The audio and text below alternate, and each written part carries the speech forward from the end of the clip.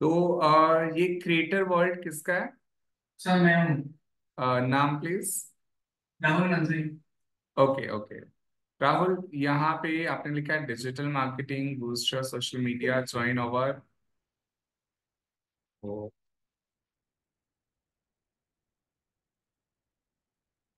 Join over 1 million plus readers. ये बहुत अच्छा है ना, इन्होंने जो लिखा है join over 1 million plus readers.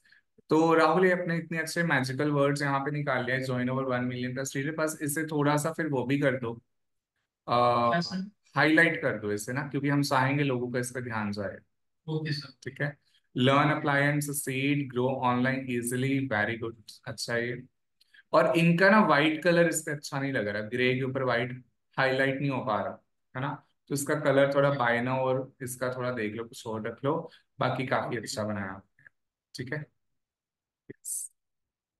इसके ऊपर वाला भी एक बनाया हुआ है सर, वो भी मेरा ही हाँ, 1 बाय 1 में सारे ओपन कर रहा हूँ। है। ये वाला बोल रहे हो ना? हाँ। यस। ये buy now limited time offer just ₹9।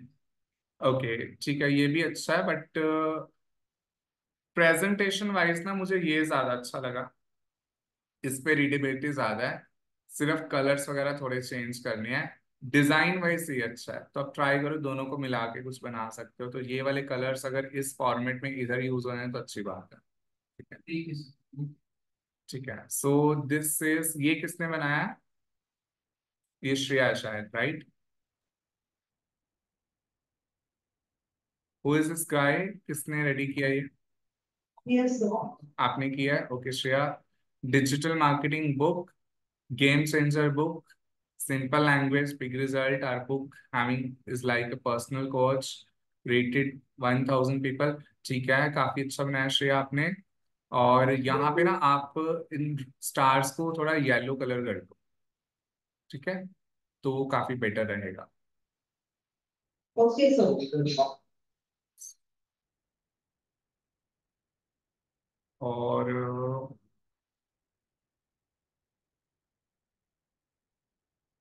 ठीक है ठीक है ठीक है। Okay, this is a video. Okay, आपने जिफ इमेज बनाई है, unleash your creative potential with our 3D animation course, career option. ठीक है, ये किसने रेडी किया है? Uday, right? Okay, yes sir. so unleash your creative potential with a 3D animation course. This is a price here.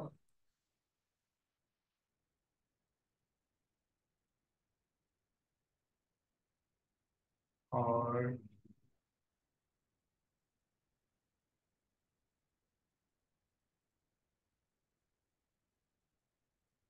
This is a price, 3D animation course. इन्होंने काफी बड़ा बड़ा लिखा और अच्छा भी लग रहा है। रजिस्टर नाउ, फोन नंबर दे दिया। ठीक है ठीक है, उदय ये भी अच्छा है काफी, एकदम सही है। Very good.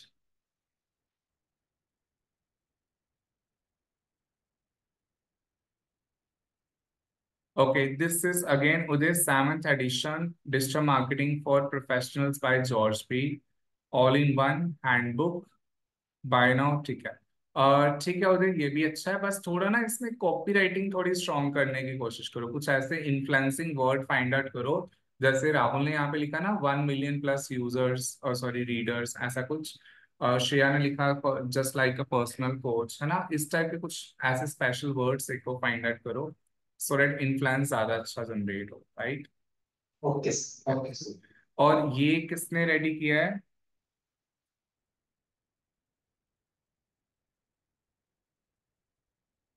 Who is this guy? I guess उन्होंने क्लास नहीं ज्वाइन की, तो इस पे मैं बाद में डिस्कशन करता हूँ। इसमें कुछ मिस्टेक्स हैं, ये देखो, एम कैपिटल आएगा, बी कैपिटल आएगा, यहाँ पे कैपिटल रखते हैं। ज्वाइन का जे कैपिटल। स्टूडेंट्स ये ना हमेशा कैपिटल लेटर आप नहीं लिख रहे हैं ना, तो प्रोफेशनल नहीं लगता। ठीक है। ओवर का ओ कैपिटल, रीडर्स का आर कैपिटल।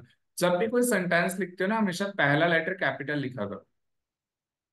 हाँ, इज का आई कैपिटल नहीं लिखना, मतलब जो कॉमन वर्ड्स हैं उनका कुछ आपने कैपिटल नहीं लिखना, बट अदरवाइज नॉर्मल वर्ड्स में आप अल्टीमेटली पहला लेटर कैपिटल लिख सकते हो, बेटर विजिबिलिटी मिलती है।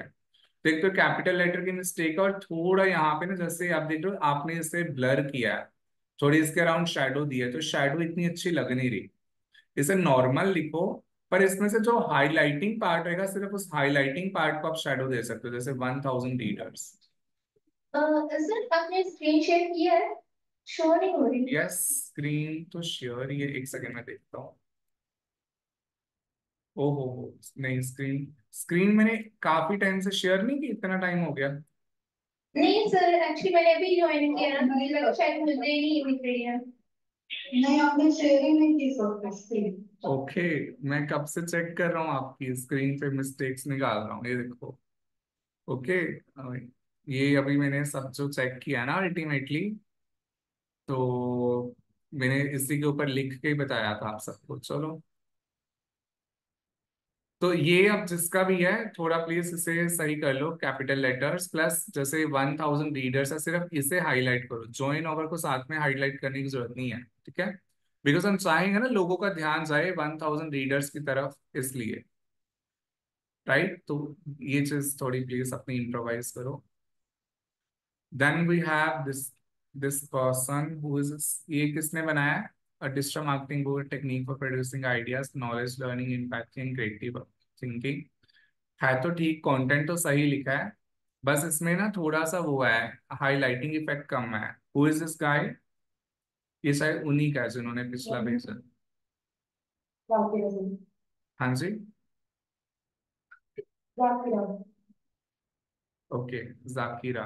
ओके, जाकिरा आपने ना देखो यहाँ पे ना, और देखो कंटेंट तो अच्छा है, कॉपी राइटिंग तो ठीक है आपकी, a technique for producing ideas, ठीक है, this is good one, a technique for producing ideas. But the thing is कि जो डिजिटल मार्केटिंग लिखा है इसे कैपिटलाइज लिखा जा सकता है, बड़ा बड़ा लिखा जा सकता है, डिजिटल ओके सर। मार्केटिंग, है ना, सो दैट लोगों का फोकस आए।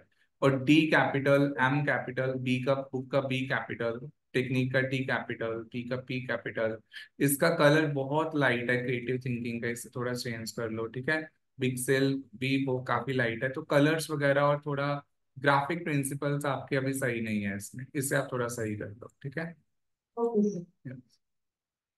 Okay, so this is unleash your creativity. अच्छा, ये तो आपने दूसरा हो गया ना, ये भी किसका है? Digital marketing, entertaining content, easy to understand, discover, shareable content, digital marketing brand.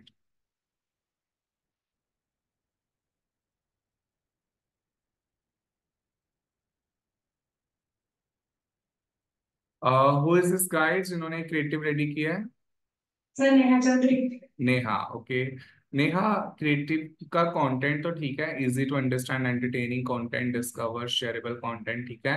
But इनको ना थोड़ा यहाँ पे मत लगाओ, यहाँ पे प्रॉपर आप थोड़ा ना डिजाइन चेंज करो इसका, क्रिएटिव चेंज कर देना इसका, डिजाइन आपने सही ऑप्ट नहीं किया, एक बार दोबारा कोई अच्छा सा क्रिएटिव डिफरेंट लेके ना, जिसपे एलिमेंट सारे आ जाए सही से। बिकॉज अभी क्या हो रहा है ना, खुद देखो, एंटरटेनिंग कंटेंट बहुत छोटा लिखा है, इजी टू अंडरस्टैंड थोड़ा बड़ा, डिस्कवर उससे बड़ा, जबकि इन तीनों को तो हम बुलेट पॉइंट पे लिखेंगे ना, और एक ही जैसा लिखेंगे सेम साइज से, ठीक है? तो इसलिए, और हाईलाइटिंग, किसी भी चीज को आपने हाईलाइट नहीं किया कि किस चीज पे लोगों का फोकस आप दिलवाना चाहते हो। इसे थोड़ा सा आप ना दोबारा, एक पिछली क्लास की रिकॉर्डिंग एक बार दोबारा लगा लो, कल वाली और परसों वाली दो क्लासेस की, ठीक है? आपने लगाई थी दोनों क्लासेस? ऐसा परसों थोड़ी ऐसे ही थी, कल लगवाई। हाँ, एक बार दोबारा लगाते हुए ना, क्रिएटिव दोबारा रेडी करो, हाईलाइट देखो किन किन चीजों को करना है, अभी आपने कुछ भी हाईलाइट नहीं किया। हाँ, ठीक है, डोंट वरी, एक बार दोबारा करो फिर मैं देख लूंगा।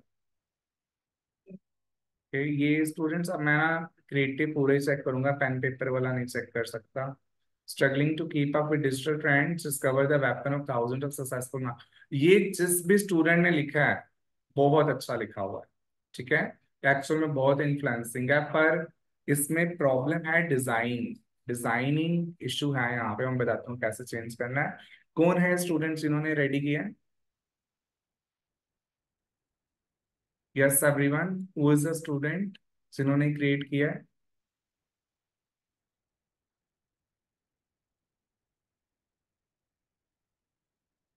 चेक करते हैं, यहाँ नाम दिया होगा। ये तो उन्होंने ज्वाइन नहीं की क्लास शायद।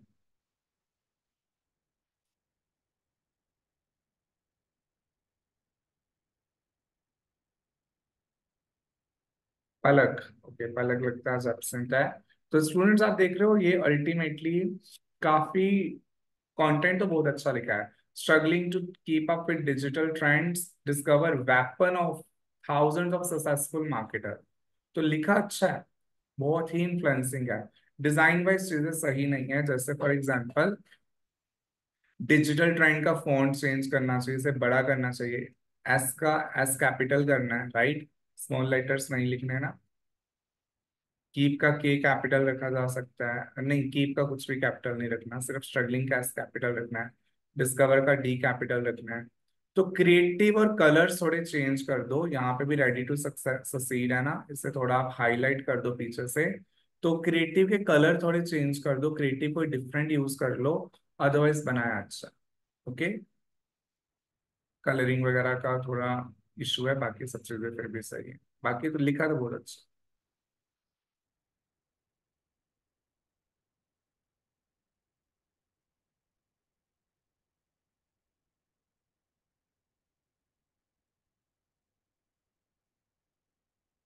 और नहीं है क्या?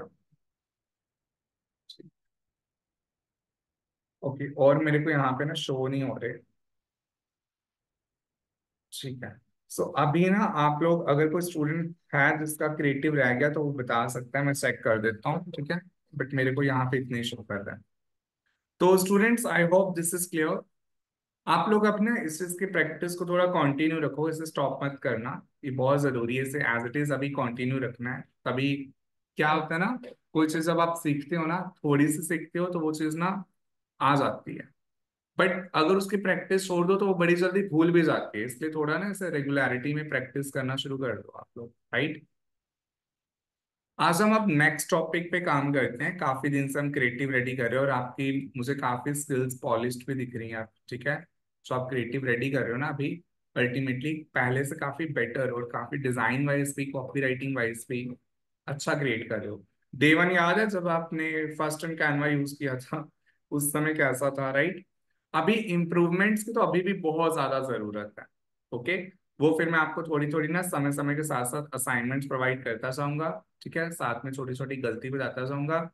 मेरे हिसाब से अगर आप 3-4 असाइनमेंट्स कर लेते हो ना, और अल्टीमेटली और उन 3-4 असाइनमेंट्स को कंप्लीट करके आप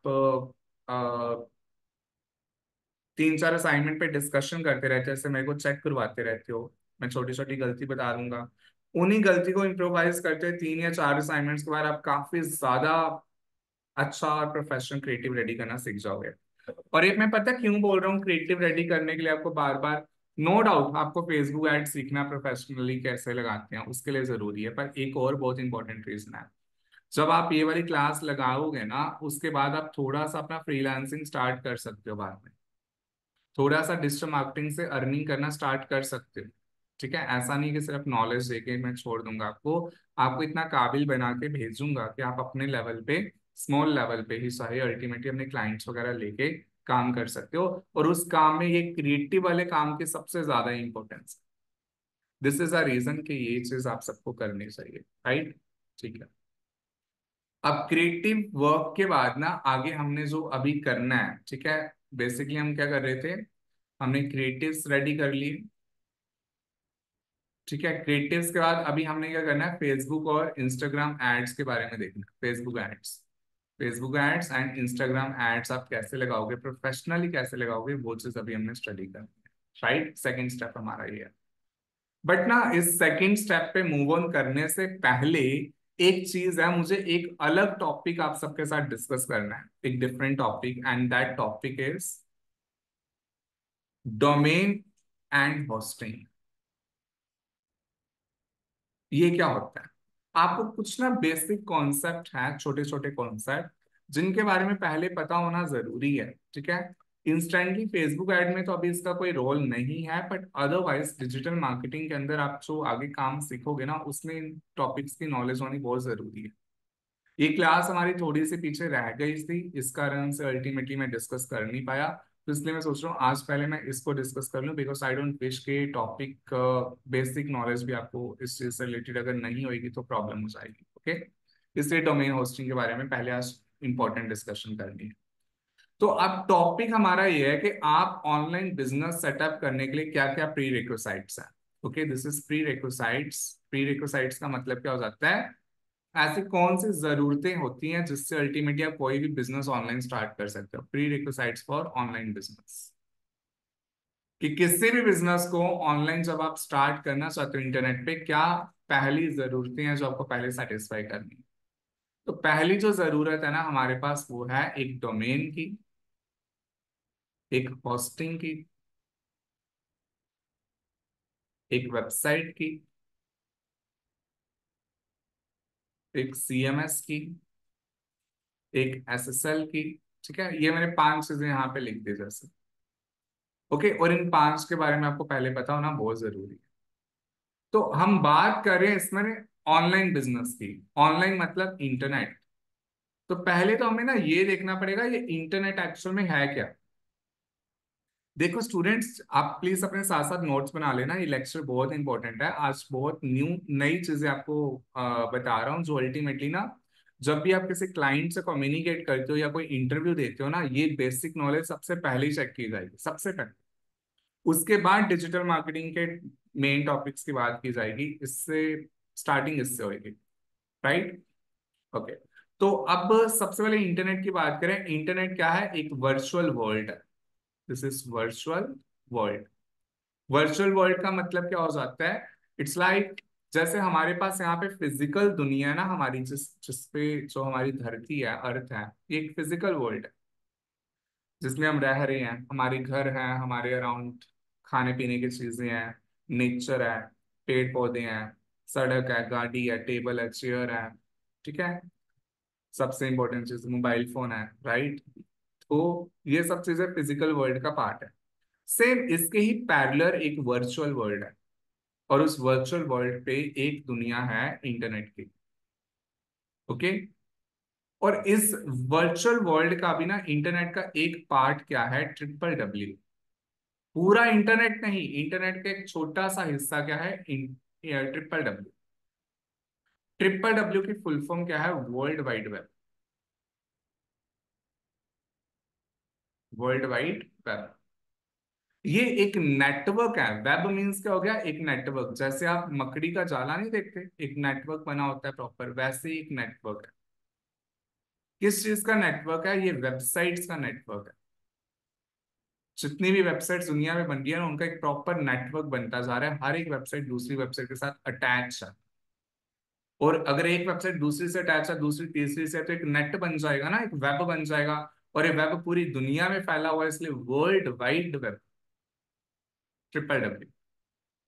तो अब WWW में दुनिया की सारी ही वेबसाइट्स आ जाती हैं, जितनी भी वेबसाइट्स दुनिया में बन रही है। तो हो सकता है इस पे जितनी वेबसाइट्स बन रही है ना दुनिया में, उन सब वेबसाइट्स को हम यहाँ पे इस बड़े लेवल पे देख सकते हैं। इतनी वेबसाइट्स है पूरे वर्ल्ड में। उसका बहुत छोटा सा हिस्सा, बहुत ही ज्यादा छोटा सा हिस्सा, ठीक है, गूगल पे है। मतलब दुनिया की सारी वेबसाइट्स गूगल पे नहीं है। दुनिया की सारी वेबसाइट्स गूगल पे नहीं है, बहुत छोटा सा हिस्सा WWW का क्या है, गूगल पे। काफी सारी ऐसी वेबसाइट्स होती हैं जो गूगल पे अभी नहीं है, जिन पे गूगल क्रॉलर्स नहीं जा सकते, गूगल बोट्स नहीं जा सकते। और ऐसी वेबसाइट्स को हम क्या बोलते हैं, ऐसी वेबसाइट्स कहाँ पे होती हैं, बेसिकली ऐसी वेबसाइट्स रहती हैं डार्क वर्ल्ड में। ओके, सॉरी, डार्क वेब में। It's dark web. तो डार्क वेब में कौन सी वेबसाइट्स आ जाती हैं, जहां पे गूगल क्रॉलर्स, मतलब गूगल की पहुंच नहीं है। नॉर्मली आप जब लिख रहे हो, मान लो शूज लिख रहे हो, शूज ऑनलाइन आपको शूज परचेज करने हैं, Amazon की वेबसाइट आएगी, फ्लिपकार्ट की आएगी, ऐसे काफी सारी वेबसाइट्स आ जाएंगी। मतलब गूगल वहां तक जा सकता है, तभी उन वेबसाइट को उठा के आपके पास लेके आया। तो गूगल क्रॉलर्स उस वेबसाइट तक नहीं जा सकते, वो वेबसाइट्स क्या है, डार्क वेब का पार्ट है। जैसे मान लो गवर्नमेंट की कुछ ऑफिशियल वेबसाइट्स, अब गवर्नमेंट तो नहीं चाहेगी ना ऑफिशियल डेटा गूगल तक जाए गवर्नमेंट का, इसलिए वो डार्क वेब का पार्ट हो गया। डार्क के साथ कुछ उस, अगर कुछ वेबसाइट्स ऐसी होती हैं जो अल्टीमेटली अच्छा, आपको इसके लिए ना मैं एक आइसबर्ग की एग्जांपल दे रहा हूँ। हम ऐसा करते हैं, ऑनलाइन इस आइसबर्ग की एक फोटो देखते हैं। आइसबर्ग, डीप सी, ये देखो। आइसबर्ग ऐसे होते हैं कि आइसबर्ग ना हमेशा, you can see it here, iceberg का एक बहुत छोटा सा हिस्सा ऊपर दिखाई देता है और मेन पार्ट आइसबर्ग का हमेशा नीचे होता है।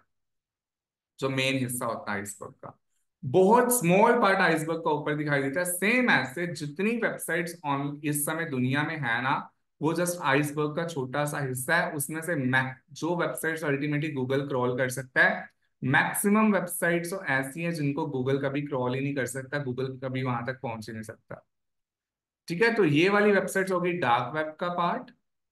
और जो बहुत ही नीचे हैं, जहां तक जाना बहुत ज्यादा मुश्किल है, उनको हम बोलते हैं डीप वेब, या डीप डार्क वेब भी बोल देते हैं। राइट? जैसे कुछ ऐसी इलीगल वेबसाइट्स हो जाती हैं, ठीक है, कुछ ऐसे स्मगलिंग से रिलेटेड, ह्यूमन ट्रैफिकिंग से रिलेटेड, वो सब डीप वेब या डार्क वेब का पार्ट है। तो ट्रिपल डब्ल्यू की पहुंच में बहुत ज्यादा है, पर गूगल की पहुंच में बहुत कम है। और हम जो काम करते हैं हम गूगल पे करते हैं। ये चीज याद रखोगे आप, डिजिटल मार्केटिंग का जितना काम है गूगल पे। राइट? सो ट्रिपल डब्ल्यू का मतलब आपको पता चला, नेटवर्क ऑफ वेबसाइट्स। ठीक है, ट्रिपल डब्ल्यू के कुछ वेबसाइट्स अल्टीमेटली गूगल क्रॉल करता है। हम भी चाहेंगे हमारी वेबसाइट भी जब हम बनाए, वो नॉर्मल वाइड वेब का पार्ट हो जाए। ठीक है, गूगल उसे क्रॉल कर पाए, तभी गूगल उसे रैंक देगा। ठीक है, चलो वन थिंग।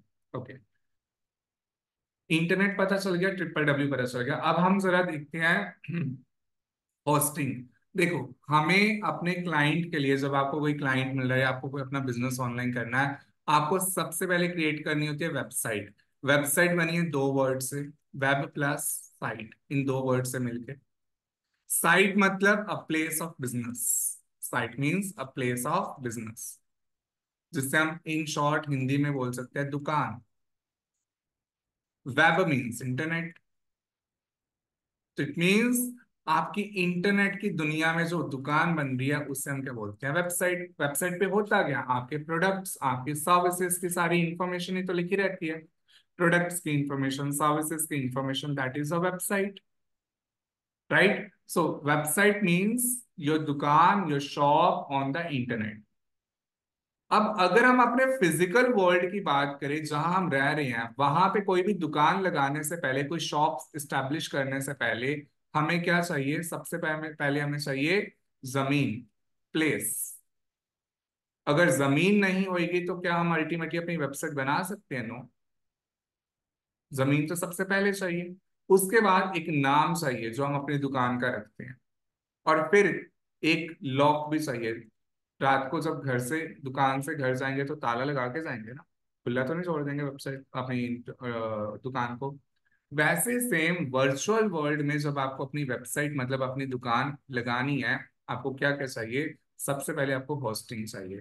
होस्टिंग क्या है? वही स्पेस है, जगह है। जैसे वर्चुअल वर्ल्ड में आपको जमीन चाहिए, जमीन के ऊपर वेबसाइट को आप बिल्डिंग के साथ कंपेयर कर सकते हो। ठीक है, आपकी दुकान मतलब आपकी बिल्डिंग। अब बिल्डिंग जमीन के ऊपर लगती है, तो इसलिए यहाँ पे भी आपको होस्टिंग मतलब एक स्पेस चाहिए पहले। राइट? फिर आपको पहचान चाहिए अपनी वेबसाइट का, कोई नाम रखना है, और वो क्या है? डोमेन। जैसे फॉर एग्जांपल amazon.com, flipkart.com। ठीक है, ये अलग अलग डोमेन है। राइट? नंबर 3 पे होस्टिंग और डोमेन के बाद आप नेक्स्ट आपको चाहिए एक SSL certificate, which is called secured socket layer. ये आपकी वेबसाइट को सिक्योर रखता है, सिक्योरिटी प्रोवाइड करता है। तो अब ना मैं इन तीनों चीजों पे डिस्कशन करने जा रहा हूँ कि तीनों चीजें एक्चुअल में हैं क्या, और आप कैसे डिसाइड करते हो, कितने अलग अलग टाइप की होती हैं, और कैसे आप डिसाइड करते हो कि कैसे आपको डोमेन खरीदना है, कैसे होस्टिंग खरीदना है। इतनी टाइप्स में से किसी भी क्लाइंट के लिए जब आपको कभी वेबसाइट बनानी पड़ती है फ्यूचर में, कैसे इसका डोमेन होस्टिंग आप डिसाइड करोगे, ये चीजें वन बाय वन स्टडी करनी। ओके, तो पहले हम ना अपनी जर्नी स्टार्ट करें डोमेन के साथ। डोमेन क्या होता है? नाम, name of your website, name of your website. Domain दो चीजों से मिलके बनता है, जैसे फॉर एग्जाम्पल मैं एग्जाम्पल दे रहा हूँ, abc.com, amazon.com, ठीक है, ये सब। इसमें से जो पहले वाला हिस्सा होता है ना, एबीसी या amazon, इसे बोलते हैं डोमेन नेम।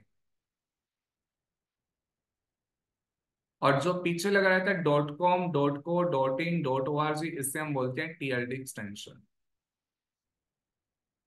ठीक है, एक डोमेन नेम है इसका और एक क्या है, टीएलडी एक्सटेंशन। दो चीजों से मिलके डोमेन बना। अब डोमेन नेम आपको कैसे डिसाइड आप करोगे कि आपको डोमेन नेम क्या रखना है, और ये चीज आप प्लीज बड़े ध्यान से समझना। हद से ज्यादा इंपॉर्टेंट चीज बताने जा रहा हूँ। ये डिसीजन आपको फ्यूचर में बहुत बार लेना पड़ेगा, और अगर ये डिसीजन गलत हुआ ना मार्केटिंग के ऊपर, मतलब अपने जो नाम रखना है अगर वो अपने थोड़ा सही से नहीं रखा, मार्केटिंग पे बहुत ज्यादा असर पड़ेगा इस चीज का। तो प्लीज थोड़े ध्यान से देखना। एक क्वेश्चन है, इमेजिन आपके पास एक पेट है, ओके, डॉग, कैट, कुछ भी, एक पेट है आपके पास, राइट। अब आपने उस पेट के लिए कोई प्रोडक्ट खरीदना है, मे बी शायद आपने उस पेट के लिए फूड परचेज करना है, कपड़े परचेज करने हैं, टॉयज परचेज करनी है, कुछ भी। और आपके पास तीन वेबसाइट्स है स्टूडेंट। पहली वेबसाइट है Amazon, जिससे आप प्रोडक्ट परचेज करोगे, वो वाला, ओके। सेकंड वेबसाइट आपके पास petsworld.in, फर्स्ट है amazon.in, petsworld.in, और थर्ड हमारे पास जो वेबसाइट है वो है qb.in। तीन वेबसाइट्स के नाम लिख लिए। तीनों के मैं प्राइस लिख रहा हूं यहाँ पे। जो प्रोडक्ट आपको परचेज करना है वो Amazon पे मिल रहा है 8,000 का, petsworld.in पे मिल रहा है 7,400 का, qb.in पे मिल रहा है 7,400 का। एक सेकंड,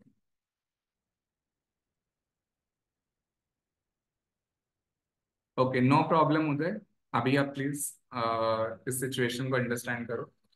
तो आपके पास एक पेट है, आपको उस पेट के लिए कुछ फूड या कुछ परचेज करना है। तीन वेबसाइट है, सेम प्रोडक्ट सेम ब्रांड का, तीनों वेबसाइट पे इस प्राइस पे मिल रहा है। Amazon पे इसलिए महंगा है बिकॉज Amazon पे हम अपना प्रोडक्ट खुद सेल नहीं करते। Amazon खुद प्रोडक्ट सेल नहीं करता, दूसरे बंदे आके Amazon पे प्रोडक्ट सेल करते हैं। तो बीच में Amazon कमीशन लेते हैं, इस कारण से Amazon से काफी चीजें फिर थोड़ी महंगी मिलती है। अब बोलोगे सर हमने तो कभी ऐसा नहीं देखा, हम तो इलेक्ट्रॉनिक्स देखते हैं, अल्टीमेटली सस्ता मिलता है। इलेक्ट्रॉनिक्स की आइटम की बात छोड़ दो, बाकी आइटम्स जिस जगह पे जिस सिटी में वो बनती है ना, बिकॉज इलेक्ट्रॉनिक्स में तो डायरेक्टली एचपी वगैरह कंपनीज आ रही है ना, तो फिर वो होलसेलर रिटेलर को पूरी तरह से एलिमिनेट करके मार्जिन पे काफी फर्क पड़ जाता है, बट अदरवाइज नहीं। तो अब Amazon पे महंगा मिल रहा है, petsworld.in, qb.in, 7,400 आपको ना। अब एक 30 सेकेंड लेने हैं और मुझे ये बताना है कि आप इन फाइनली इन तीनों में से कौन सी एक वेबसाइट चूज करोगे जिससे आपको अपना प्रोडक्ट परचेज करोगे पेट्स के लिए। अभी आपको बताना नहीं, अभी आपको सिर्फ सोचना है। बताना नहीं है बिल्कुल भी, चैट बॉक्स में मत बताना, सिर्फ सोच लो। आई होप आपने सोच लिया, ठीक है। अब आप लोग ऐसा करो, चाहे आपका फ्रेंड कोई किसी भी वेबसाइट का नाम ले, ओके, आपने अपना डिसीजन चेंज नहीं करना, इट्स वेरी इंपॉर्टेंट, ठीक है। बहुत इंपॉर्टेंट चीज समझाने जा रहा हूँ, पहले आपकी थोड़ी हेल्प की जरूरत है। चैट बॉक्स में मुझे बता दो कि आप कौन सी वेबसाइट आपने डिसाइड किया है। क्लास में अगर 16-17 स्टूडेंट्स है तो मुझे 16 और 17 आंसर चाहिए please, it's very important. Decide जो आपने किया वेबसाइट का नाम बताइए जहां से आप परचेज करोगे।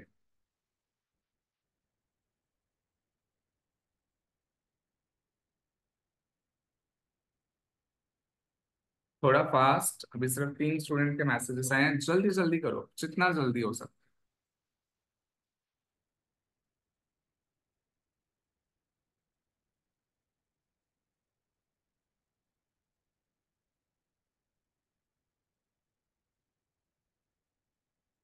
Amazon को तो आप लोगों ने छोड़ ही दिया बेचारे को, सभी सेकंड वेबसाइट के साथ जाएंगे, पेट्स वर्ल्ड के साथ।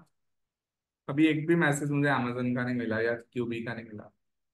और स्टूडेंट्स भी कुछ रह गए होंगे, अभी भी कुछ स्टूडेंट्स ने मैसेज नहीं किया।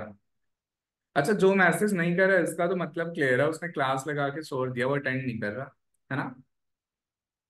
क्योंकि ये कोई बहुत बड़ी बात तो है नहीं अप्लाई करने वाली। Jatin says first website, okay very good.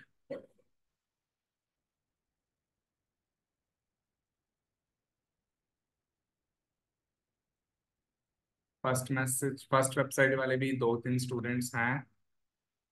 देखिए कितने मैसेज हो गए, 1 2 3 4 5 6 7 8 9 10 11 12 13 14 15।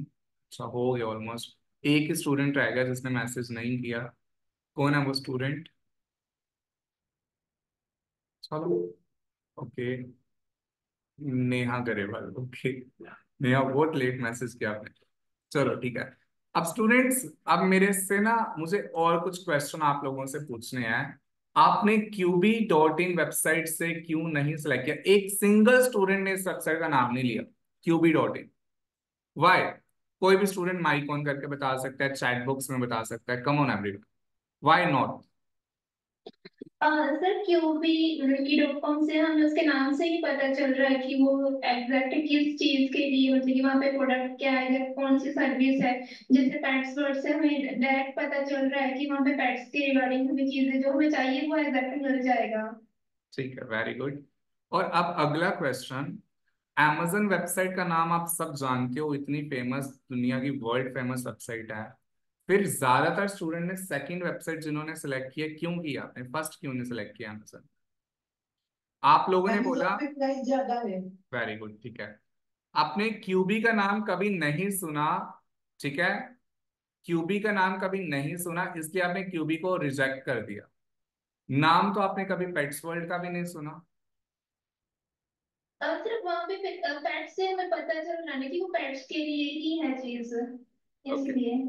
अब यहाँ पे क्लास में 16 स्टूडेंट्स पे एक एक्सपेरिमेंट हुआ है। 16 में से 14 स्टूडेंट्स ने पेट्स वर्ल्ड वेबसाइट सेलेक्ट की है, जबकि उनके सामने 2-3 वेबसाइट दी गई। एक वेबसाइट जिससे ऑलरेडी वो फैमिलियर थे, amazon। दो वेबसाइट जिसके साथ वो फैमिलियर नहीं है। और जिस वेबसाइट का नाम वो पहली बार सुन रहे हैं, फिर भी उस वेबसाइट से परचेज करने को रेडी है, सिर्फ इस रीजन से क्योंकि उस वेबसाइट का नाम उसकी निश से मिलता है। आप देख रहे हो, नाम से ट्रस्ट बन गया। अब मैं एक बात बोलूं कि क्यूबी नाम की जो वेबसाइट है ना, ये तो बहुत बड़ा एक पेट्स का ब्रांड है, बहुत फेमस ब्रांड है, हद से ज्यादा फेमस। और अच्छे क्वालिटी स्टैंडर्ड्स में पेट्स प्रोडक्ट बनाते हैं। अब आप क्यूबी सिलेक्ट कर लोगे, बट जब तक ब्रांड अवेयरनेस नहीं हुई थी तब तक आपको क्यूबी पे भरोसा नहीं आएगा। अब यही सोचो, जब आप अपने क्लाइंट के लिए, अपने बिजनेस के लिए कभी कोई नाम रखते हो, आप फेसबुक पे ऐड लगाओगे, हजारों रुपए का बजट लगाओगे, आपकी वेबसाइट लाखों लोगों के सामने जाएगी, वो भी तो कुछ इस तरह से रिएक्ट नहीं करेंगे जैसे आपने आज मेरे सामने किया रिएक्ट, इस एग्जाम्पल के सामने किया है मीटू से। अगर आपका नाम ऐसा होता है क्यूबी जैसा, तो आपको पहले ब्रांड अवेयरनेस पे काम करना पड़ेगा, ठीक है? आप जल्दी, लोग आप पे ट्रस्ट करने से थोड़ा सा डरेंगे, सारी दुनिया नहीं जल्दी ट्रस्ट करेगी। जैसे amazon को कितना ब्रांड बनाना पड़ा, कितना पैसा ब्रांडिंग पे लगाना पड़ा अपने ऊपर ट्रस्ट लेने के लिए। नहीं तो नॉर्मली अगर amazon का नाम भी पहली बार सुनते तो क्यूबी जैसा रिएक्शन होता हमारा। और पेट्स वर्ल्ड क्योंकि निश से रिलेटेड नाम है, जिस कारण से पेट्स वर्ल्ड पे अल्टीमेटली बड़ी जल्दी हमारा ट्रस्ट बन गया और we are ready to buy product from it. It means नाम, ब्रांड, किसी ब्रांड का नाम हम पहली बार सुन रहे हैं, ये ऑप्शन तो हमारे, मतलब हमें लगता है ना जो नया ब्रांड है उस पर हम ट्रस्ट नहीं करेंगे, ऐसा नहीं है। आप लोगों ने आज खुद प्रूव कर दिया। मार्केटिंग में हमें सिर्फ ये थ्रेटिकल चीजें दिखती हैं कि यस नाम, नया नया ब्रांड है, लोग ट्रस्ट नहीं करेंगे। नाम किस हिसाब से रख रहे हो, आधा ट्रस्ट तो यहीं से मिल जाता है। उसके बाद जो बचा कुछ आधा ट्रस्ट है वो किस पे डिपेंड करता है कि आपका जो ब्रांड नेम है ना, आपकी वेबसाइट बन रही है, उसका डिजाइन कैसा, प्रोडक्ट का प्राइस क्या, प्रोडक्ट की क्वालिटी क्या, आपकी कॉपी राइटिंग कैसी है, ये सब चीजें। 50% ट्रस्ट वहां से मिल जाता है, कैश ऑन डिलीवरी है या नहीं, ये सब चीजें। ओके, तो इस कारण से जब आपको नाम रखना है, ट्राई करो या तो आप एक निश रिलेटेड नाम रखो, जैसे पेट्स वर्ल्ड। पेट्स वर्ल्ड नाम की सच में एक वेबसाइट है, मैंने ऐसे नहीं लिखा, चाहे all of you are not familiar, petsworld.in।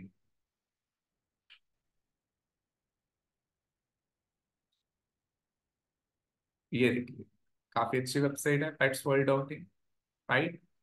Products पड़े हैं, बहुत अच्छी सेल भी है इस वेबसाइट की।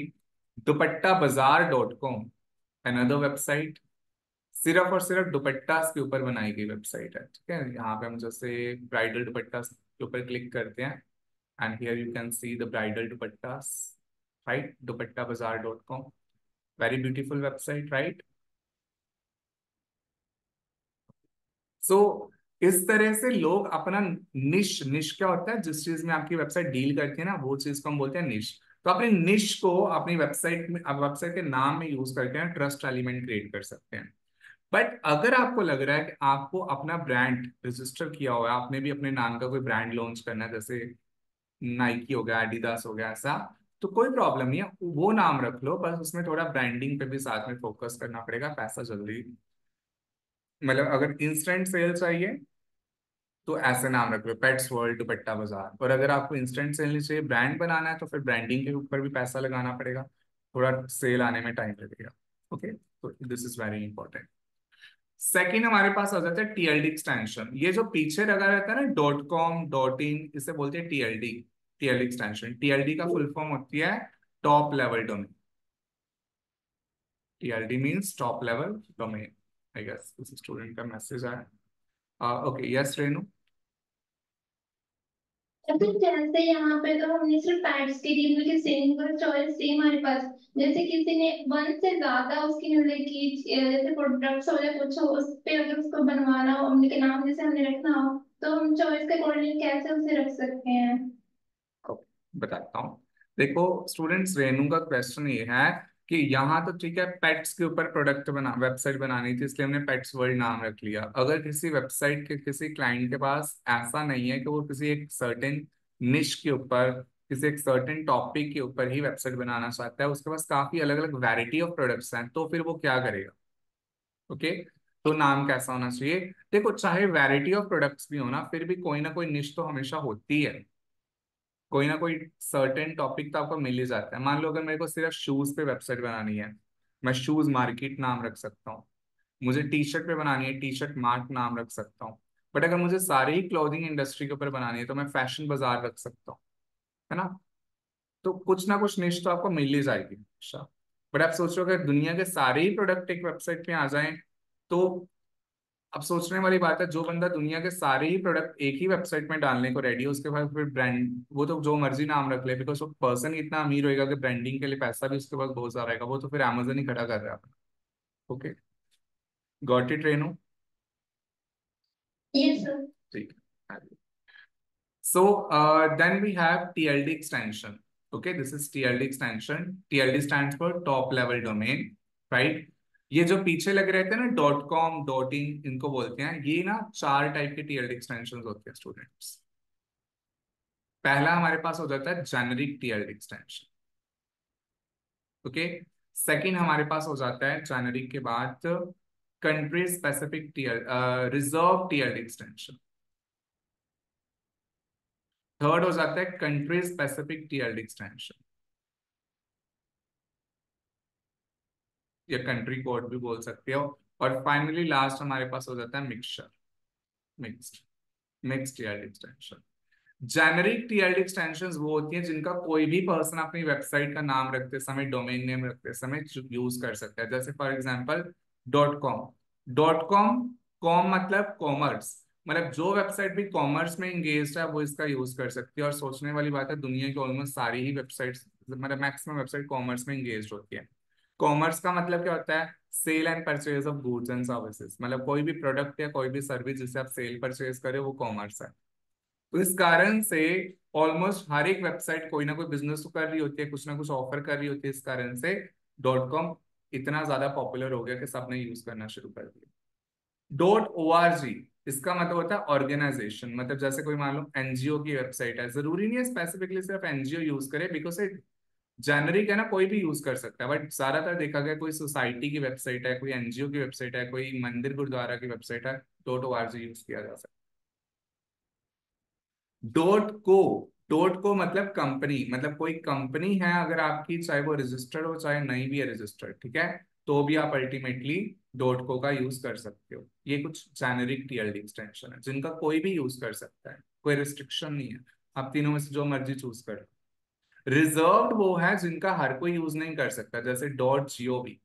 .gov सिर्फ और सिर्फ गवर्नमेंट ही यूज कर सकती है। म्यूनिसिपल कॉर्पोरेशन की वेबसाइट है, पार्लियामेंट की मान लो कोई वेबसाइट बनानी है, .gov पे बन सकती है। ओके, आम इंसान नहीं इनका यूज कर सकता। डॉट न्यूज सिर्फ न्यूज चैनल्स यूज कर सकते हैं। .म्यूजियम सिर्फ म्यूजियम्स यूज कर सकते हैं। .एडू सिर्फ एजुकेशनल इंस्टीट्यूट्स, और उनमें भी सिर्फ और सिर्फ मोस्टली यूनिवर्सिटीज को अलाउ किया जाता है .एडू टीएलडी एक्सटेंशन यूज करने के लिए।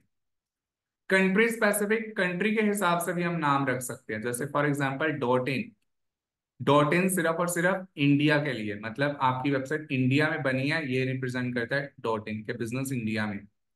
.uk यूके के लिए। .USA अमेरिका के लिए, United States. .ca for Canada.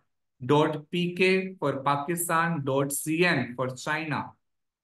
Okay, and so हर एक कंट्री का अपना एक अलग टीएलडी एक्सटेंशन है। मिक्स्ड भी हो जाता है, जैसे डॉट को और उसके साथ .in। डॉट को .in आपने सुना होगा ये भी, डॉट को .in। Okay, it's like that, जैसे ओके। तो अब क्वेश्चन अराइज होता है कि ये आपने डिसीजन कैसे लेना है कि कौन सी टीएलडी एक्सटेंशन आपको यूज करनी चाहिए, जेनरिक करनी है .com वाली, या फिर अल्टीमेटली आपको टीएलडी एक्सटेंशन कंट्री स्पेसिफिक करनी है, रिजर्व या मिक्स्ड। उससे पहले एक स्टूडेंट का क्वेश्चन है, यस श्रेया। सर जैसे आपने बताया कंट्री स्पेसिफिक .in जो साइट अगर मैंने मेरे बिजनेस की बनाई हाँ तो जी, वो मैं फॉरेन कंट्री में यूज कर सकती हूँ। मैं यही तो बताना फॉरेन चाह रहा कंट्री हूँ। के लिए कोई अलग वेबसाइट बनाते हैं? हाँ, बता रहा हूँ वही। देखो ऐसा होता है, ये जो कंट्री स्पेसिफिक टीएलडी एक्सटेंशंस है ना स्टूडेंट्स, ये अल्टीमेटली ऐसा नहीं है कि दूसरी कंट्री में आपकी वेबसाइट ओपन नहीं होगी, हो जाएगी ओपन, कोई प्रॉब्लम नहीं है। आराम से हम अपनी वेबसाइट दूसरी कंट्री में भी ओपन कर सकते हैं। ये देखो, ये लो, मैं इंडिया में बैठा हूँ, मैंने वेबसाइट ओपन की ऐसा toingbc.ca, सी ए मतलब कनाडा। ओके, और अभी ये वेबसाइट ओपन होगी मेरे आप लोगों की स्क्रीन, मेरी स्क्रीन पे, राइट। यस, कनाडा की वेबसाइट ओपन हो रही है। तो ऐसा नहीं है कि वो वेबसाइट वहां ओपन नहीं होगी, चलेगी नहीं, चलेगी, अच्छे से चलेगी, बट एक रेस्ट्रिक्शन है। वो रिस्ट्रिक्शन क्या है? जब आप एसईओ करते हो ना, एसईओ याद है ना क्या होता है? सर्च इंजन ऑप्टिमाइजेशन, जिससे आपकी वेबसाइट गूगल में सबसे ऊपर रैंक लेती है। तो एक .in वाली वेबसाइट ना इंडिया में अच्छी रैंक ले सकती है, बट अगर आप सोचोगे बाकी कंट्रीज में भी रैंक लेगी, पर अच्छी रैंक नहीं ले पाएगी। और एक .com वाली वेबसाइट पूरे वर्ल्ड में रैंक ले सकती है, मतलब जेनरिक .co .org, जेनरिक कोई भी हो, पूरे वर्ल्ड में रैंक ले सकती है। इस कारण से बोला जाता है कि अगर आप 100% श्योर हो कि आपको एक देश के अंदर ही बिजनेस करना, उस देश से बाहर कभी नहीं जाना, तो कंट्री स्पेसिफिक टीएलडी एक्सटेंशन का यूज करो। .in कर सकते हो। बट अगर आपको है कि यस हमें कल को आउट ऑफ द कंट्री भी बिजनेस करना है, then go with .com .org .co, so generic है। ओके, ये चीज है। Okay, I hope this is clear everyone, right. तो इसका आप स्क्रीनशॉट वगैरह कुछ लेना चाहते हो तो ले लो, बिकॉज काफी चीजें मैंने लिख दी और काफी इंपॉर्टेंट चीजें हैं। अब आपको ये समझ आ गया कि जो आप डोमेन नेम रखते हो, आपको किन चीजों का ध्यान रखना है कि नाम रखते समय आपकी निश के हिसाब से हो। अगर ब्रांड नेम रख रहे हो तो उसके लिए थोड़ा फिर आपको ब्रांडिंग पे भी फोकस करना पड़ेगा, लोगों को विश्वास दिलाना पड़ेगा आपका ब्रांड अच्छा है। और अगर साथ में जो टीएलडी एक्सटेंशन यूज करनी है, वो टीएलडी एक्सटेंशन भी ऐसी होनी चाहिए आपके पास, जो आप ये सोच के रखोगे, अपना बिजनेस को पहले ही दिमाग में रखो कि आपको बिजनेस को किस लेवल तक स्केल करना। ठीक है, एक देश से दूसरे देश में लेके जाना है या नहीं लेके जाना। ठीक है, this things matters a lot. Okay, I hope screenshot is taken.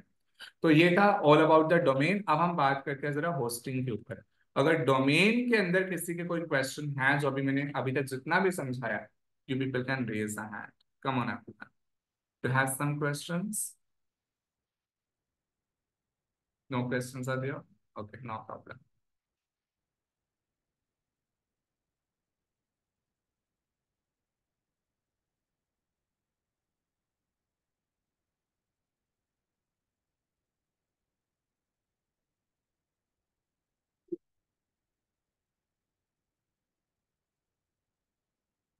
Hoisting, hoisting जैसे मैंने आपको बता दिया, स्पेस। पूछना था।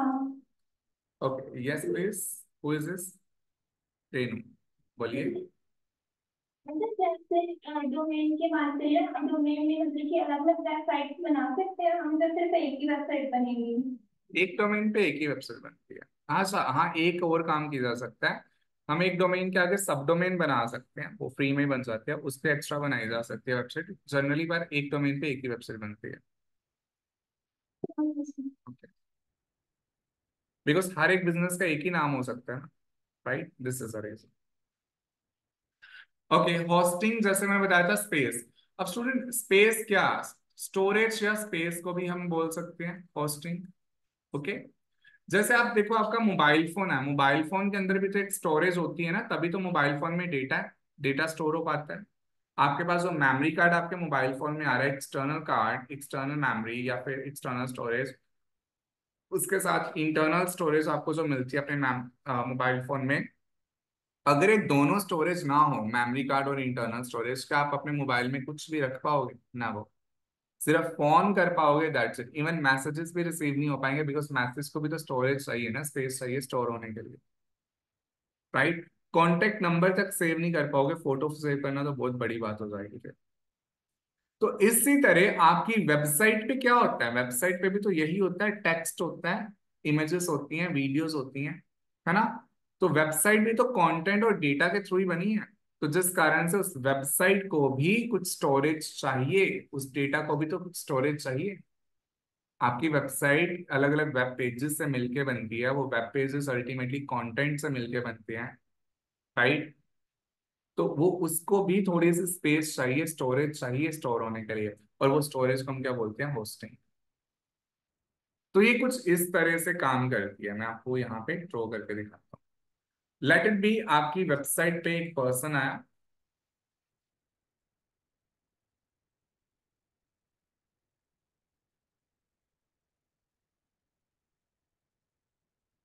ठीक है, दिस गाय, ये आपकी web, one second, yes,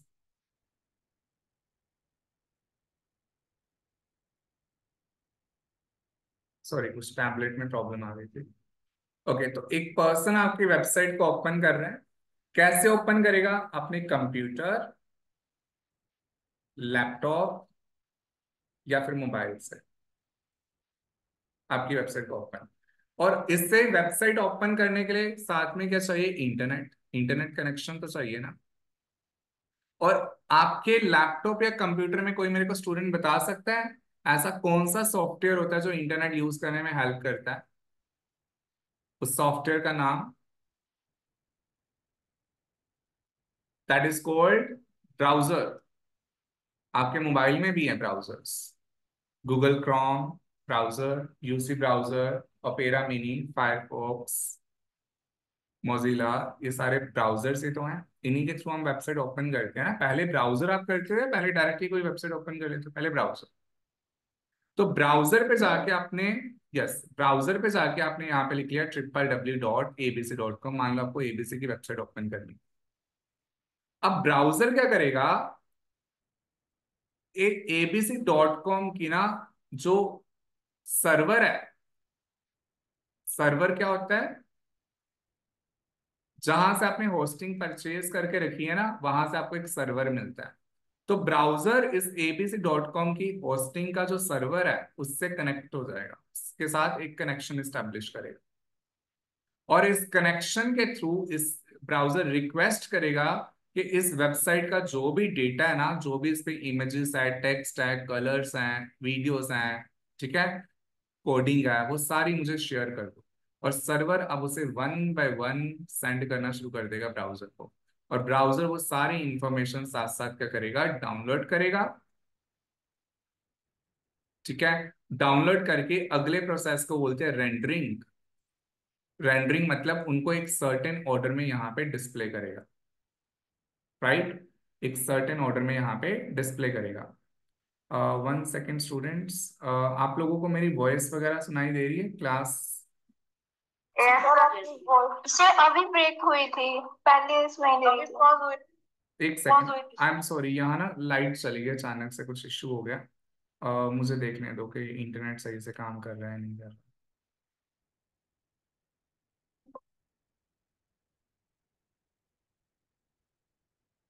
okay, internet तो ठीक है, सही चल रहा है, बट आप मुझे एक बार श्योरिटी दे दो कि मेरी वॉइस आपको सही है। मेरी स्क्रीन पे मैं अभी 2 मिनट लिख के बताऊंगा आप लोगों को। ठीक है ना, सब सही चल रहा है? Yes sir. यस सर, अभी सही है। ठीक है, बस thank you so much. Okay, तो what I was telling to you, right. तो जब अल्टीमेटली एक यूजर हमारी वेबसाइट असेस करता है अपने ब्राउजर के थ्रू, तो ब्राउजर सर्वर के साथ कनेक्शन एस्टेब्लिश करता है। सर्वर क्या करता है, हमारी वेबसाइट की हर एक इंफॉर्मेशन थोड़ी थोड़ी करके ब्राउजर को सेंड करनी शुरू करेगा। ब्राउजर डाउनलोड करेगा और उसे रेंडर करेगा। रेंडरिंग का मतलब होता है स्क्रीन पे उसे पेंट करना, प्रेजेंट करना। ओके, रेंडरिंग करेगा। तो इस पूरे चीज में ना एक समय लगता है, टाइम लगता है, ये नहीं कि इंस्टेंटली हो जाएगा, ऐसा नहीं है। तो यहाँ जो सर्वर है ना, जिसने हमारी वेबसाइट की सारी इंफॉर्मेशन को स्टोर करके रखा है, ये आपको कब मिलता है? जब आप होस्टिंग परचेज करते हो, होस्टिंग के थ्रू। अब आपको मतलब समझ आ गया होस्टिंग का क्या रोल है। ठीक है।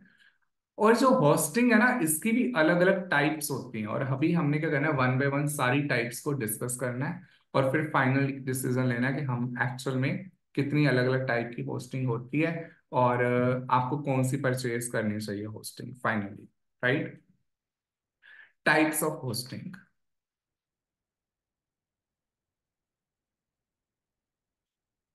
ये ना कुछ बेसिक क्लास है जो थोड़ी सी आपकी रह गई थी। ओके, और बट इसे अटेंड करना जरूरी है, वो काफी नॉलेजेबल चीजें मिल रही हैं, और इसलिए क्लासेस थोड़े प्लीज ध्यान से लगाना, ये बहुत ज्यादा इंपॉर्टेंट क्लासेस होती हैं। आप कभी इंटरव्यू में जाओगे ना, सबसे पहले क्वेश्चन इन्हीं से रिलेटेड आएंगे आपके। Types of hosting. होस्टिंग कुछ ये टाइप की होती है, देखो। अगर हम फिजिकल वर्ल्ड की बात करें, फिजिकल वर्ल्ड में क्या होता है कि आप अगर तो मान लो एक बहुत बड़ी यूनिवर्सिटी जितना बिजनेस स्टैब्लिश करना चाहते हो, यूनिवर्सिटी सेटअप करना चाहते हो, तो कितनी बड़ी जमीन खरीदनी पड़ेगी, है ना। और अगर आपको परचेज करना है, अगर आपको स्टैब्लिश करना है एक मॉल, अगर आपको एक मॉल स्टैब्लिश करना है तो आपको थोड़ी कम जमीन खरीदनी पड़ेगी। शोरूम स्टैब्लिश करना है तो और कम जमीन खरीदनी पड़ेगी। एक छोटी सी दुकान लगानी है तो बहुत ही छोटी सी जमीन लेनी पड़ेगी। और उससे भी नीचे वाला ऑप्शन क्या हो जाता है, दुकान किराए पे ले लो, खरीदो ही मत अपनी जमीन। ठीक है। वैसे ही यहाँ पे डिपेंड करता है कितनी बड़ी वेबसाइट आपको बनानी है, तो उसके बेसिस पे होस्टिंग का साइज डिसाइड होता है। सबसे बड़ा सर्वर जो होस्टिंग होती है ना, उसे बोलते हैं dedicated server. Okay. Dedicated server आपको कब परचेज करना चाहिए? जब आपकी वेबसाइट पे एक दिन में कितने यूजर्स आ रहे हैं?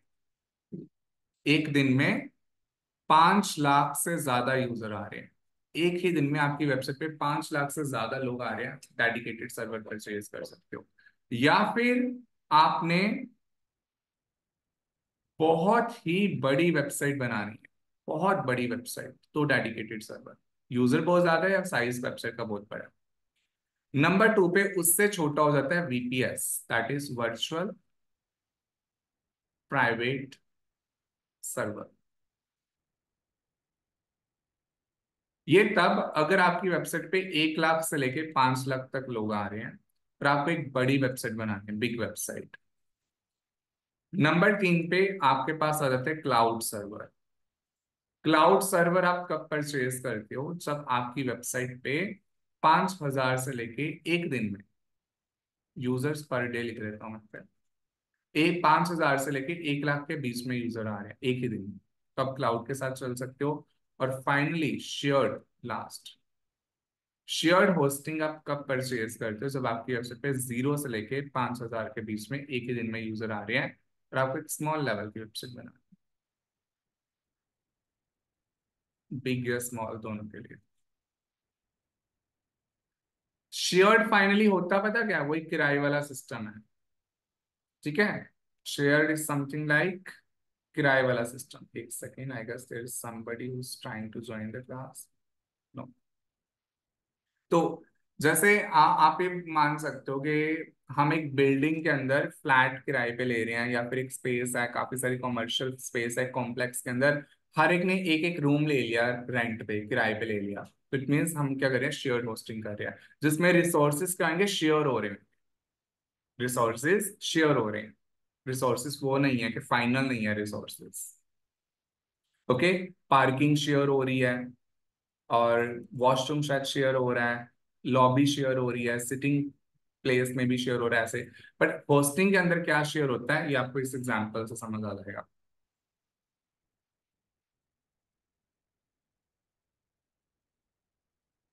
एक पर्सन आपकी वेबसाइट ओपन, अच्छा यहाँ पे ना मैं दोबारा ड्रॉ कर रहा हूँ। मान लो एक तीन पर्सन है, पर्सन ए,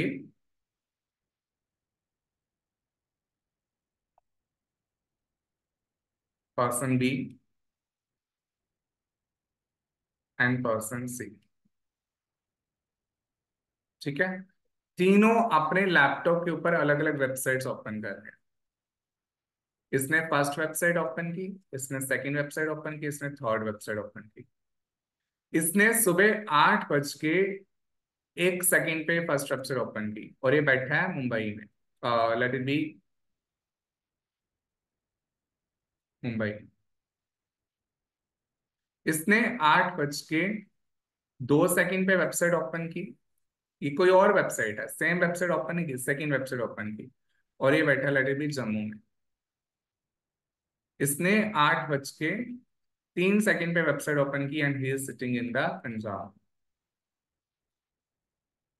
अब ये तीनों वेबसाइट ना, फर्स्ट सेकंड और थर्ड, इन तीनों ने शेयर्ड होस्टिंग परचेज की हुई है। शेयर्ड होस्टिंग मतलब इनके सर्वर कॉमन है, तो एक ही कंप्यूटर इनको मिलेगा, पीछे सीपीयू सेम मिलेगा। ठीक है, उसके पीछे भी सीपीयू होता है सर्वर के पीछे, वो एक ही सीपीयू इन तीनों की रिक्वेस्ट को संभाल रहा है। अब होगा क्या कि जब पहले किसकी वेबसाइट पे तीनों तीनों वेबसाइट एक ही सर्वर पे होस्टेड है, पहले कौन सी वेबसाइट ओपन की गई, फर्स्ट वेबसाइट 8:01 पे, तो पर्सन ए का जो ब्राउजर है सर्वर से कनेक्ट होएगा, सर्वर को रिक्वेस्ट करेगा कि मुझे वेबसाइट फर्स्ट का डेटा शेयर करो। सर्वर ने अब इतनी सारी वेबसाइट का डेटा अपने पास संभाल के रखा है, first website, second website, third, और हो सकता है ऐसे थाउजेंड्स ऑफ वेबसाइट्स इसके पास एक ही सर्वर पे होस्टेड है। तो इसे ढूंढना पड़ेगा ना, हजारों वेबसाइट के डेटा में से सिर्फ फर्स्ट वेबसाइट के डेटा में, फर्स्ट वेबसाइट का डेटा, और उसमें से भी किसी एक सर्टेन सिर्फ एक सिंगल पेज का डेटा निकालना है। वो डेटा निकालना शुरू करेगा सर्वर, फाइंड आउट करना शुरू करेगा उस डेटा को। ओके, जैसे सर्वर उस डेटा को फाइंड आउट करना शुरू करेगा, उस चीज उसमें टाइम लगेगा, और फिर शेयर फाइंड आउट करके वो डेटा किसे करेगा, फर्स्ट वेबसाइट को यहाँ पे शेयर करेगा, ए बंदे को शेयर करेगा। अब ये काम कर ही रहा था, सर्वर के सेकंड वेबसाइट की रिक्वेस्ट बीच में आ गई, मतलब जैसे बताया 1 सेकंड और 2 सेकंड पे सेकंड वेबसाइट ओपन हो रही है। ओके, पर अब सेकंड वेबसाइट को इसे क्या करना पड़ेगा, इस यूजर को वेट करनी पड़ेगी। क्यों वेट करनी पड़ेगी, बिकॉज ऑलरेडी सर्वर अभी फर्स्ट वेबसाइट के साथ बिजी है, उसका डेटा फाइंड भी करना और आगे शेयर भी करना। टाइम लगता है ना इस पूरे प्रोसेस में, कुछ सेकंड का ही चाहे टाइम लगे, पर टाइम तो लग रहा है। तो सेकंड वेबसाइट के यूजर को वेट करना पड़ेगा, थर्ड वाले वेबसाइट के यूजर को तो कुछ ज्यादा ही वेट करना पड़ेगा, बिकॉज पहले उन दोनों का डेटा शेयर किया जाएगा, तब थर्ड का जाएगा। इस कारण से जो शेयर्ड होस्टिंग्स होती है ना, उनपे मोस्टली वेबसाइट हमारी स्लो चलती है। डिपेंड करता है अब आपको कौन सी परचेज करनी चाहिए, बिकॉज शेयर्ड होस्टिंग बहुत ज्यादा क्या चीप होस्टिंग होती है, सस्ती मिल जाती है, बाकी एक्सपेंसिव है, more expensive and very expensive. आपके बिजनेस के लेवल के ऊपर डिपेंड करता है। अब ये जो स्लो वाला पार्ट है ना, कि वेबसाइट हमारी स्लो है, इससे तो हम टेक्निकल एसईओ करके इंप्रूव कर भी लेते हैं, काफी हद तक अपने फेवर में कर लेते हैं, कुछ चीज रह जाती है। बट फिर भी बोला जाता है कि अगर हम सिंसियरली बिजनेस करना चाहते हैं ना, तो शेयर्ड होस्टिंग की बजाय क्लाउड या वीपीएस वगैरह के साथ चलना चाहिए। बिकॉज आप खुद सोचो, आप फेसबुक पे ऐड लगा रहे हो, आपकी वेबसाइट लाखों लोगों को दिखाई दे रही है, एक ही समय पे आपकी वेबसाइट के ऊपर 50 लोग अगर आ गए, तो सर्वर अल्टीमेटली वहां पे कंट्रोल नहीं कर पाएगा चीजों को। वेबसाइट शो होएगी उनको, पर स्लो स्लो धीरे धीरे लोड होएगी। और उससे अल्टीमेटली परफॉर्मेंस पे फर्क पड़ता है, लोग फ्रस्ट्रेट होकर बिना परचेज के वापस चले जाते हैं, और ऐसा बहुत लोगों के साथ होता है मार्केटिंग करते समय, आपको पता चलेगा। ओके, तो आप देख रहे हो लाइक सोशल मीडिया के अंदर फेसबुक इंस्टाग्राम पे जो हमें ऐड लगानी है, उसका रिलेशन किसके साथ निकल आया। जो हमें फेसबुक और इंस्टाग्राम पे ऐड लगानी है, वो ऐड ऐड लगानी तो आसान है, पर वो ऐड अल्टीमेटली लगा के जब उस ऐड पे कोई बंदा क्लिक करेगा, क्लिक करने के बाद हमारा लैंडिंग पेज ओपन होएगा। लैंडिंग पेज किसे बोलते हैं, आपकी वेबसाइट का जो पेज आप इस ऐड को क्लिक करवाने के बाद ओपन करवाते हो, उस पेज को लैंडिंग पेज बोलते हैं। आपकी वेबसाइट का लैंडिंग पेज जब यहाँ पे ओपन होएगा, ओपन होने के बाद अगर ये लैंडिंग पेज स्लो लोड हो रहा है, क्यों, बिकॉज आपकी ऐड एक ही समय पे हजारों लोगों को दिखाई दे रही है, हजारों में से कुछ 50-100 लोग एक साथ आ रहे हैं, सर्वर वहां पे बिजी हो रहा है। तो अब आप चाहते हो कि इसे स्लो को अल्टीमेटली फास्ट करना है। इसको फास्ट कैसे किया जा सकता है, एसईओ के अंदर एक टॉपिक है टेक्निकल एसईओ, वो आपको हेल्प करता है किसी भी वेबसाइट को फास्ट, स्पीड उसकी इंप्रूव करने में, टेक्निकल एसईओ। तो सोचने वाली बात है कि सोशल मीडिया का लिंक कहाँ जाके, रिलेशन कहाँ पे जाके बन गया एसईओ के अंदर, है ना। तो ये इतना डीप चले जाती हैं चीजें, एनीवेज। और एक एक काम के लिए अलग अलग प्रोफेशन की जरूरत पड़ती है। फेसबुक ऐड लगाने के लिए अलग, कॉपी राइटिंग और कंटेंट राइटिंग के लिए अलग, technical SEO, of page SEO के लिए अलग, ऑन पेज और कंटेंट राइटिंग के लिए अलग, क्योंकि एक ही पर्सन इतने काम नहीं कर सकता। तो डिजिटल मार्केटिंग के अंदर इंडस्ट्री ऐसी है कि बहुत ज्यादा काम आ जाते हैं। ओके, इसलिए तो इसकी जॉब सबसे ज्यादा होती है industry. Anyways, I hope this is clear. तो अब इसलिए शेयर्ड होस्टिंग में इतना यूजफुल नहीं है, बट फिर भी हम खरीदते हैं शेयर्ड होस्टिंग, क्योंकि हम टेक्निकल एसईओ के थ्रू प्रॉब्लम्स को रिजॉल्व करने की पूरी कोशिश करते हैं, काफी हद तक कर भी लेते हैं। जैसे जैसे बिजनेस बढ़ता है, फिर आप क्या कर सकते हो, आगे डोमेन और होस्टिंग की तरफ मूव ऑन कर सकते हो। Clear, I hope this is. Finally last में हमारे पास जो आ जाता है ना होस्टिंग, अच्छा इसका आप पहले स्क्रीनशॉट ले लो, so that you should know कि लाइक कितने अलग अलग टाइप के होस्टिंग्स हैं। Dedicated, VPS, cloud, shared. Okay, I hope this is clear, right. तो टाइप्स ऑफ होस्टिंग के बाद ना हमारे पास अगली जो चीज आ जाती है, दैट इज कॉल्ड एसएसएल, जो मैंने बताया था last thing, and this is secured socket layer. आप अगर ऑफलाइन एक बिजनेस लगा रहे हो, यस श्रेया,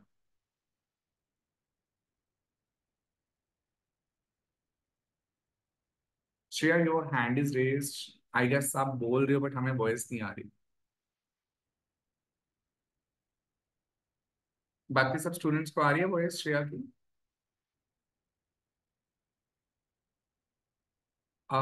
मुझे किसी की वॉइस नहीं आ रही, चैट बॉक्स में लिख के बताना आपको मेरी आ रही है वॉइस।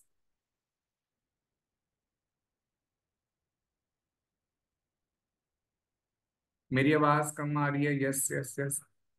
ओके, बट मुझे नहीं पता आप लोग, क्योंकि 2-3 स्टूडेंट्स ने माइक ऑन किया, आई कैन सी, बट मुझे किसी की वॉइस नहीं आई। आई डोंट नो क्या इशू है। कल देखते हैं इस इशू को, बिकॉज अगर मैंने अभी इसे देखा तो जो छोटा सा टॉपिक है 2 मिनट का, वो रह जाएगा।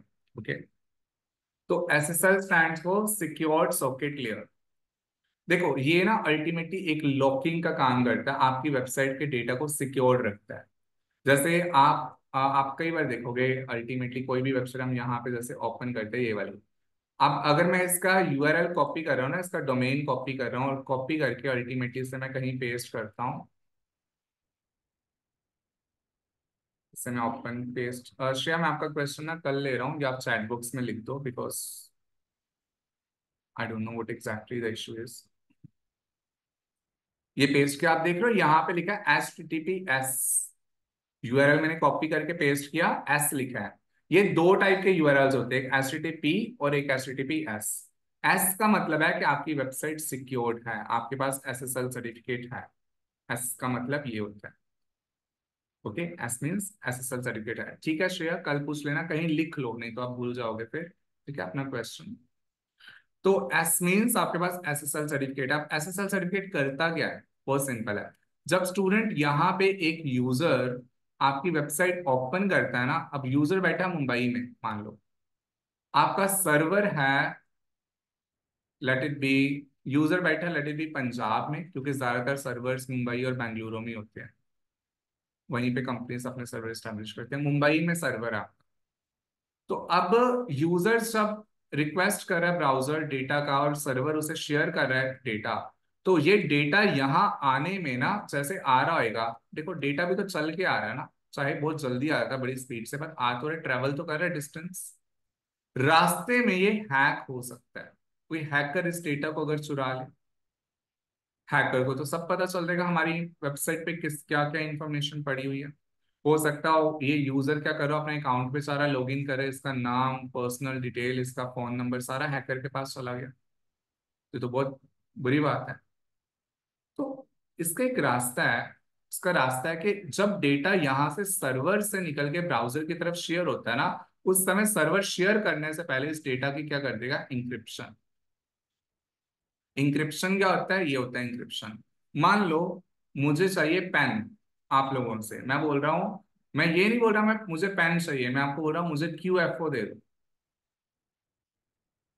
ठीक है।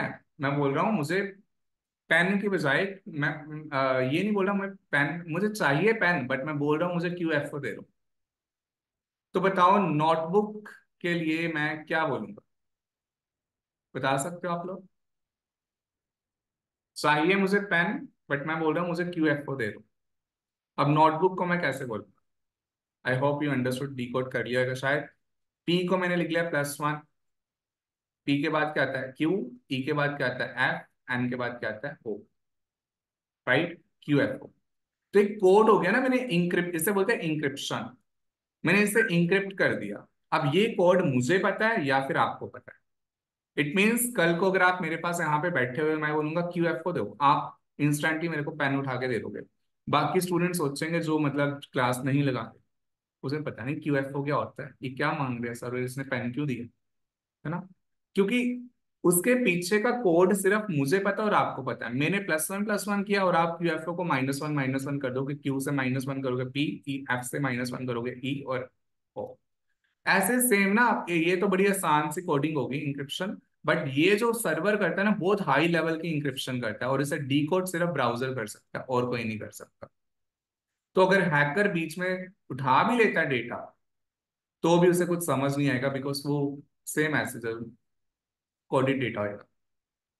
और ये काम तभी पॉसिबल है जब आपके पास SSL हो, ठीक है, इससे आपकी वेबसाइट का जो डेटा है, कंटेंट है, वो सिक्योर्ड रहता है, अगर आपके पास SSL सर्टिफिकेट है तो, ठीक है। आई होप दिस इज क्लियर। तो ये 3 हमारी प्री रिक्विजिट्स होती हैं जिसके थ्रू हम अपनी प्रोजेक्ट को अपने स्टार्ट करते हैं। Okay, I hope this is clear and I am so sorry, आज तो मैं पूछ ही नहीं सकता, आप लोग कोई क्वेश्चन है तो पूछो, बिकॉज आप लोगों की वॉइस नहीं आ रही मुझे। हाँ, चैट बॉक्स में लिखना चाहो तो लिख सकते हो, हैंड रेज कर देना। ओके, तो ठीक है स्टूडेंट्स, बाकी हम अपनी क्लास कल कंटिन्यू करेंगे, ठीक है। और आगे टॉपिक करेंगे कल भी कुछ ऐसे और भी इंपॉर्टेंट टॉपिक्स है, फिर फेसबुक ऐड की तरफ भी हमें मूव ऑन करना है, राइट। सो नोट्स प्रॉपर बनाते सो, ये चीज़ें आपको बहुत ज़्यादा ज़रूरी है, बिलीव मी, इनकी अभी इंपॉर्टेंस आने वाली क्लासेस में और ज़्यादा आपको रियलाइज होगी। ओके, तो ठीक है students, thank you so much, bye bye, take care. Thank you sir. Thank you okay, sir. अब आ गई वॉइस मुझे।